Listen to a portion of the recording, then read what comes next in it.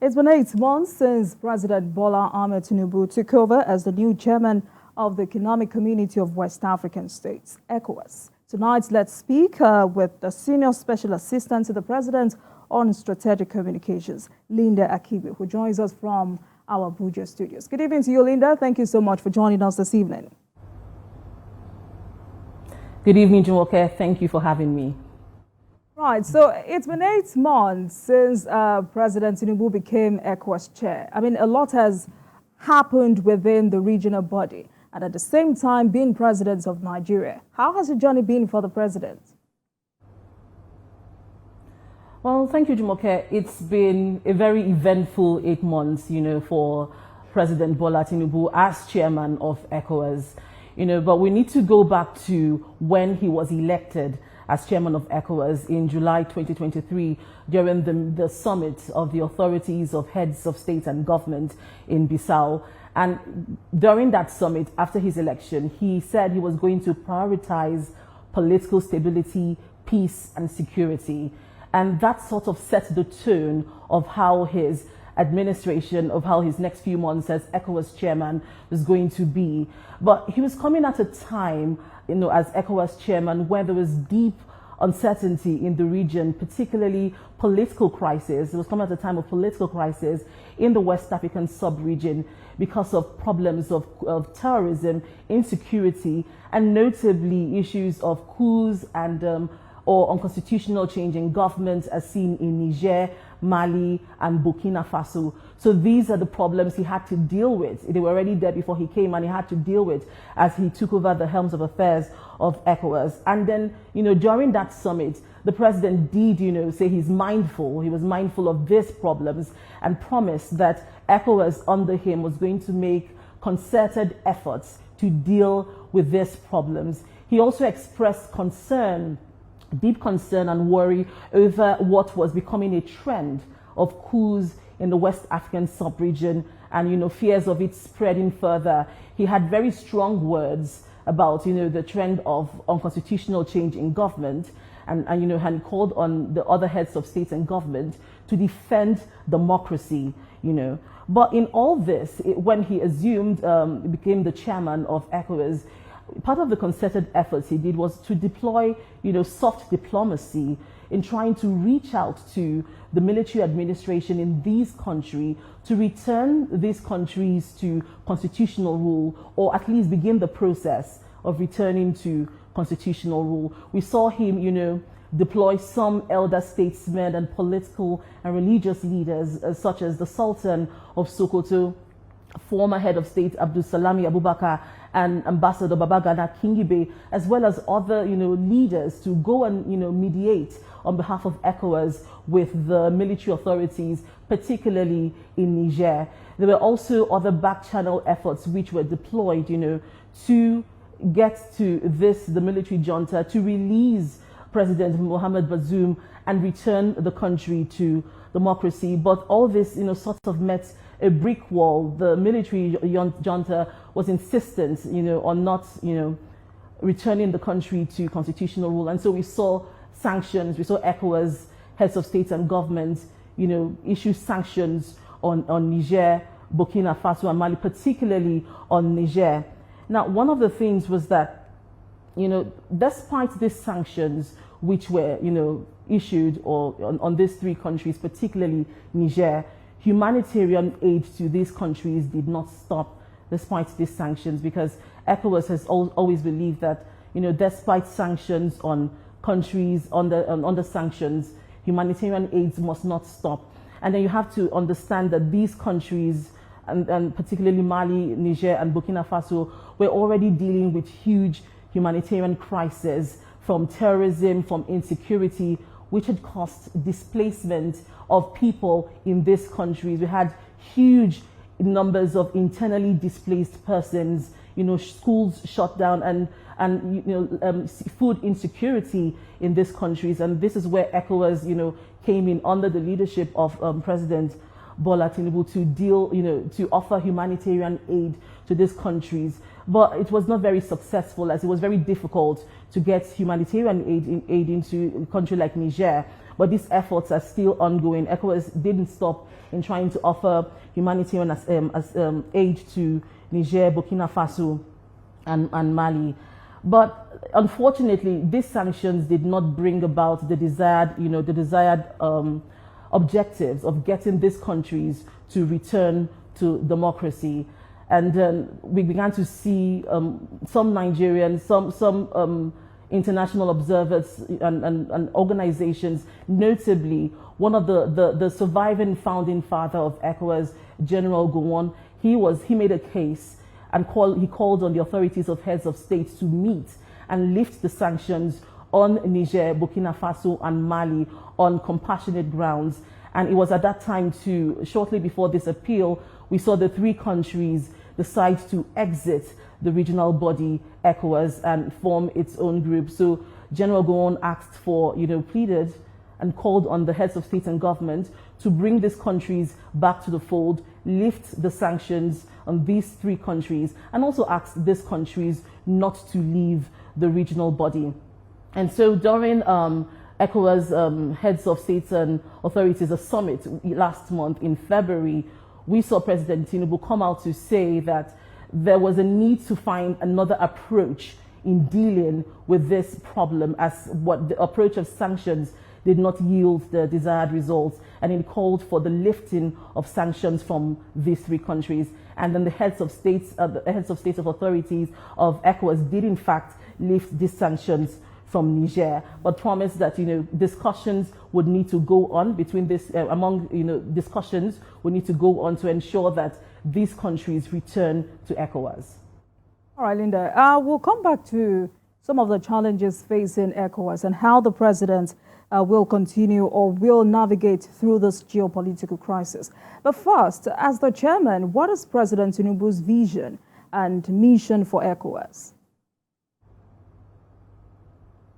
I think you have to look back to his maiden address when he was elected. He enumerated what his vision would be. Like I said, that he was going to give priority to political stability, peace, and security.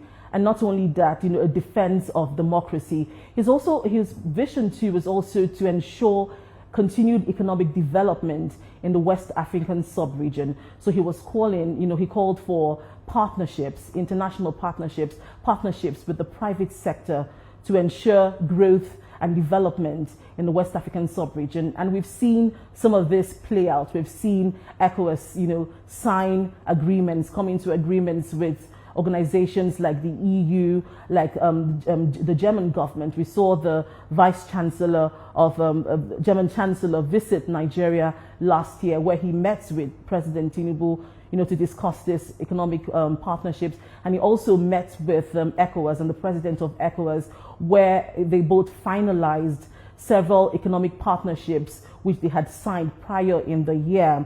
And then we've seen, ECOWAS go into trade partnerships with the EU worth, millions of dollars. Particularly, the EU and ECOWAS signed agreements worth 212 million euros, covering areas such as trade competitiveness, clean energy, migration, clean cooking, and boosting electricity supply, as well as food security. So this is some of the visions and of President Bola Tinubu for ECOWAS. Right, so in terms of economic integration, growth and development, what strategies has ECOWAS been working on to advance these objectives? Now, like you said, one of the major objectives of ECOWAS is to encourage growth, economic growth and development in the West African sub-region. It's been one of the major objectives of the regional body. And under it comes, the objective of free movement of goods and services. ECOWAS' aim is to create a common market where people in the sub-region can trade freely across their states. And that's why it introduced its ECOWAS Trade Liberalization Project, which has made the trade in unprocessed goods, within West Africa a reality. And so people can take, food items, foodstuffs from one West African country to another West African country without encumbrances like tariffs. ECOWAS is trying to see to the removal of tariffs. This has been an ongoing, project over the years, which is something that it keeps on doing. It's still paying attention to remove, encumbrances in tariffs and free flow of goods and services and persons across West African countries. And, President Tinubu has also said, since he became chairman, that he was going to give priority to promoting trade and removing trade barriers, and, call for more partnerships, like I said earlier, with the private sector. There's a lot of effort. He made a lot of emphasis on partnerships with the private sector because he believes that the private sector has an important role to play in ensuring economic growth and development in the West African sub-region. So still on this, we know that insufficient electricity is a major challenge for the region. Are there any plans, any programs ECOWAS has in place to address this? Yes, ECOWAS has a very interesting project called the West African Power Pool. Now, this is an ambitious project, so to speak, where ECOWAS has designed this project where West countries under ECOWAS member states can trade in electricity between states. So it's a situation where if a country is deficient in electricity, it can buy electricity from another country that has surplus. So there's trade within ECOWAS member states in electricity. That project is domiciled in Cotonou in Benin Republic. Last year in November, ECOWAS, inaugurated the WAP Information and Coordination Center in Cotonou, and that coordination center is supposed to see to the electricity billing and management of the entire system. And over time, ECOWAS has been trying to link, the electricity supply or electricity apparatus of the different member states, so that they can begin to trade in electricity. And this answers the problem of inadequate electricity in the sub-region. The whole idea is to ensure that there is adequate, clean, and sufficient, as well as a stable electricity, among member countries. But in the area of infrastructure, what has the regional body been working on to aid physical integration of member states?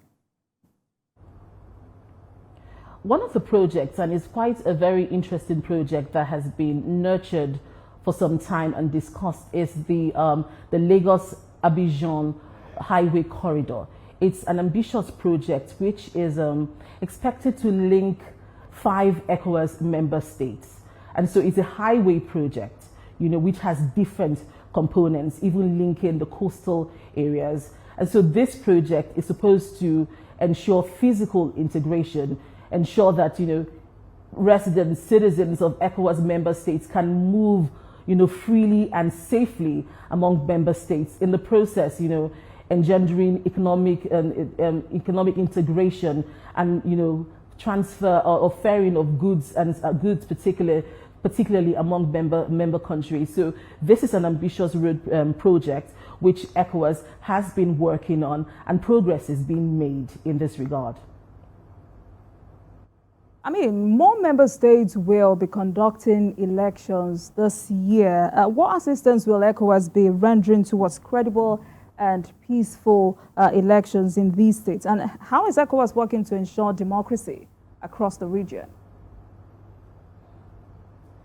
Now, that without peace and security, you can't have, democracy.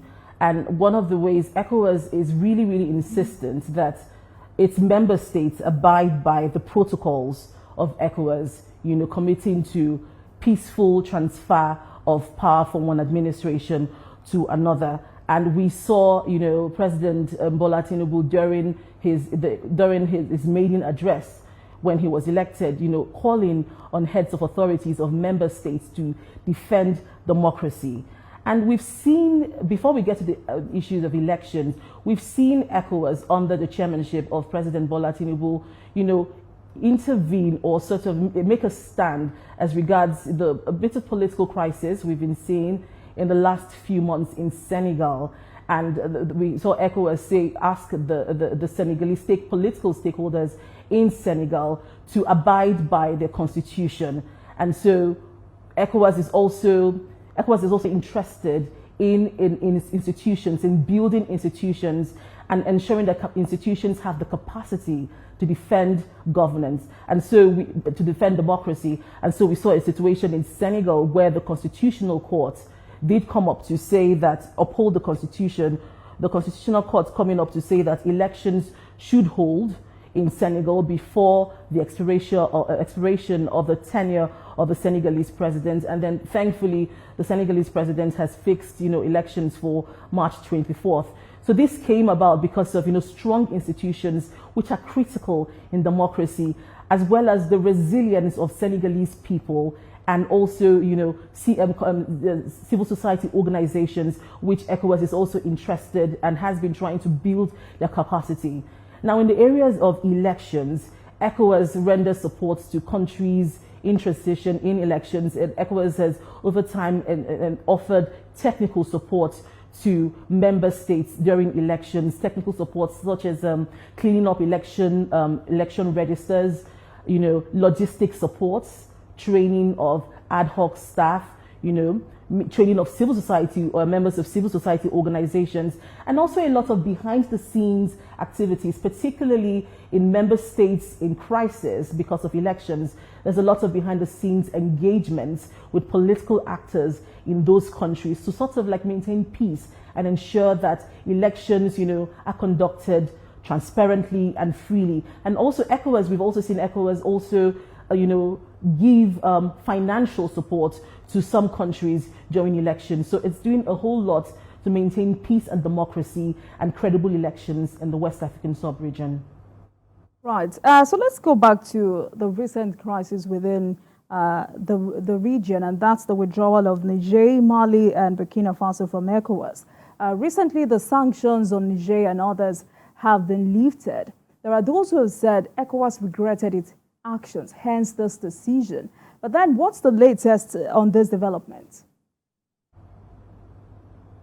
Okay, so it's, I think the lifting of, we have to remember that these sanctions, what they were called for, these sanctions, ECOWAS did not issue these sanctions to make life worse for the people of these countries. It's been this misconception, And one of the reasons why it lifted these sanctions, because the regional body saw that these sanctions were having a very huge effect on the ordinary citizens. It was causing, these countries are already struggling, and you have humanitarian crisis already in these countries, and it wasn't given the desired effect. And that's why President Bola Tinubu called on ECOWAS to lift the sanctions, and the authorities of heads of state did in fact listen to people calling for the lifting of these sanctions. So right now what is going is, consultations, the ECOWAS is open because these countries have signified interest in leaving ECOWAS, but the protocol of ECOWAS says it has to be under 1 year. So there's a 1 year window for discussions and talks to take place, and ECOWAS is really, really desirous of these countries to return to ECOWAS because it has said over and over again that unity, all the countries unified, will make greater impact and give them, the capabilities to deal with this myriad of problems facing the West African sub-region. There are enough problems facing, member states, problems of economic challenges, terrorism, security challenges. And so there is a need for all the member states to come together in unity to address this problem. So we are going to see, hopefully we're going to see lots of negotiations and mediations and backdoor talks, to try to bring this member states back to the fold. But can you categorically say that whether or not their withdrawal had any repercussion on the stability of the region? Well, definitely. Their withdrawal had, repercussions in terms of ECOWAS has, projects in these countries. And so what is going to happen to those projects in these countries? And then you also know that these countries, if they leave, it would also mean that free movement would no longer happen anymore, because right now citizens from these countries in the West African sub-region can travel unhindered, well, with their ECOWAS passports or their ID cards from one country to another. So this is not going to, I don't think this is going to continue if these countries eventually leave. And there's a lot of aid going to these countries, a lot of programs, EBID, ECOWAS Bank of Development has projects in these countries. What would happen to the projects in these countries? What would happen to, just projects that have been on over the years in this country? What would be the future of these projects? And then you have to realize that, particularly for a country like Niger and Nigeria, we are brothers. We have a long-standing familiar relationship with this country. And so it's going to really, really be difficult. And also, even in fighting terrorism, we share a border particularly with Niger. How would the fight against terrorism be? And so this is a very, very difficult time, and it needs all hands on deck to make sure that proper discussions are had to make sure that these countries come back to the fold. Right. I mean, because Niger and Mali said their needs were not adequately met as members of ECOWAS, I mean, a lot of persons have been asking, what exactly are the benefits of being a member of ECOWAS? And since declaring their independence, ECOWAS has been trying to woo Niger and Mali back into the body. Do you see them coming back? Well, we'll have to wait and see. But it's when they said that ECOWAS, I would say that ECOWAS actually has rendered assistance to these countries to deal with terrorism. It has sent funds to these countries prior to when the sanctions were held. So, ECOWAS has tried to deal with this, the problems of terrorism and insecurity. Should they have done more? Certainly, and I'm sure ECOWAS also has its lessons that it has learned, or it will learn from this impasse between these countries. But we hope, at this point, that it come back to the community. Right, but these sanctions that were lifted were meant to serve as deterrents to soldiers in other countries in the sub-region. If sanctions look like it's not working, what other measures are in place for future occurrences like this? Now, it's very interesting because, when we talk about these sanctions, we have to remember that all this the 15 member states, they signed an agreement, an agreement on good governance and democracy. So these sanctions were not coming out of the blues. Every single member state signed the agreements, and the protocols, to ensure good governance and democracy. And so, it's rather difficult, for what is happening right now between ECOWAS and these member states. But the hope is that, this would also serve as a deterrent to other member states. Because if you, like I said earlier, these countries, these member states who have left ECOWAS are not any more peaceful or secure since they left ECOWAS. They're still dealing with issues of insecurity, and it's worse. It has worsened right now, because when you have a country that is plagued by insecurity and terrorism, and the military in that country takes over, the attention is divided, because they can't give all the attention to fighting terrorism and protecting the territorial integrity of that country. They also now have to deal with governance issues, and so the attention is divided. And so that's why we have seen that security has been worsened, has spiked in these member countries. There's some statistics. If you want to look at some statistics that have come out from these countries, we've seen huge displacement in these three countries. Schools remained closed in these countries. Another worrying statistics we've seen since last year is that Burkina Faso also accounts for about 2 million displaced persons, while Mali and Niger each have close to 500,000 displaced persons. So, like I said, these countries are not any more secure now than before, before they left, before the military took over. So this may, be a deterrent to some of these countries who want to leave, who might want to leave in the future. I get that. Right, I get that. But there are diplomats, there are stakeholders and security experts who are bothered that the powerlessness of these sanctions might embolden other coup plotters in the West African sub-region. Are you bothered as well?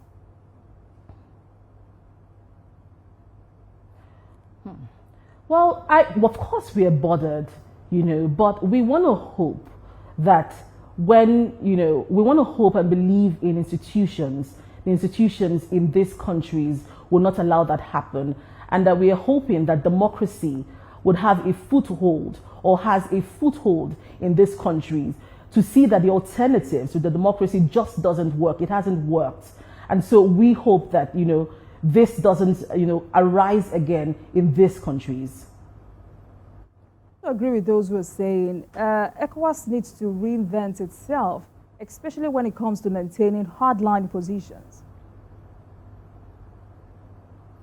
I think the question I would ask is, do hardline positions work? I'm going to throw that question back to you. Do hardline positions work? Have we seen it work in the past? I should be asking you, have these sanctions worked in the past? We haven't seen, well, recently, in the most recent, we haven't seen it work.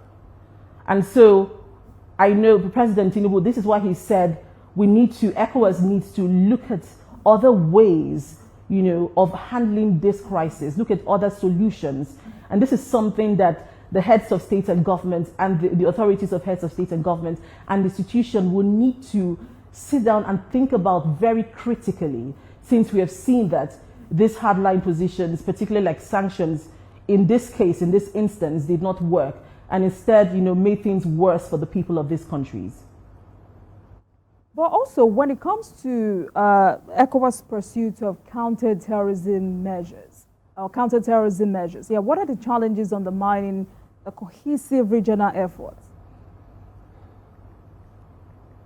Now, before we talk about the challenges, ECOWAS does in fact have, several counter-terrorism measures. It has the multinational joint task force, it has the Accra Declaration, the Accra Initiative, and it's also trying to ensure that its standby force, now begins to help in the fight against terrorism. This is something that is being discussed. ECOWAS is looking at the modalities for making sure the standby force is properly equipped financially and has all it takes, to go into counter-terrorism and security in the sub-region. So instead of looking at the challenges right now, ECOWAS is looking at solutions to security and insecurity and terrorism. And then we also, if you cast your mind back, we also saw, President Tinubu calling for a harmonization and proper coordination of all these, anti-terrorism activities and projects and programs to make them more efficient in tackling insecurity and terrorism in the West African sub-region. Because many other nations see us as the big brother, and now President Tinubu, our own president, is the chairman of ECOWAS, what is the president doing to strengthen democracy in West Africa, especially in coup-prone countries? Building institutions under ECOWAS. You can't run away from building strong institutions. If you have strong institutions, even if you have a scenario where you have, a head of state or, a president who wants to circumvent or perpetuate itself in power, strong institutions would always save the country at the end of the day. So one of his priorities is on defense of democracy through building strong institutions in these countries.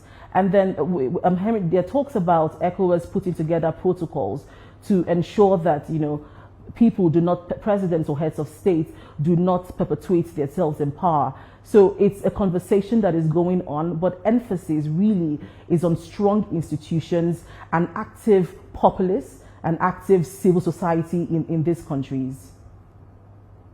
Right. Thank you so much for joining us tonight. I've been speaking with the Senior Special Assistant to the President on Strategic Communications, Linda Akhigbe. Thank you so much for joining us as we focus on the 8 months of President Tinubu's leadership in Economic Community of West African States. Thank you so much for joining us tonight. Thank you so much for having me.